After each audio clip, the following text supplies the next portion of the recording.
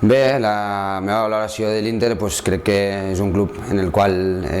aquí a Andorra està millorant moltíssim, es nota, la gent vol vindre amb aquest club, crec que s'estan fent les coses molt bé i bueno, al final la meva primera opció sempre va ser aquesta perquè crec que hi ha un bon projecte i al final intentarem lluitar per objectius que no són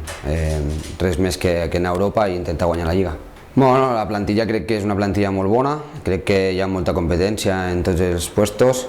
a part estem amb companys que ja coneixem de sempre, de tota la vida, com és Hilde, Moreno, Marc Pujol, Betriu, aquesta gent, i crec que al final s'ha fet un equip molt bo per poder competir en totes les competicions en les quals estem competint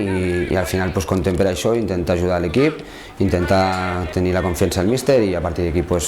ajudar-me amb gols i amb la meva aportació. Bueno, em considero un jugador ràpid,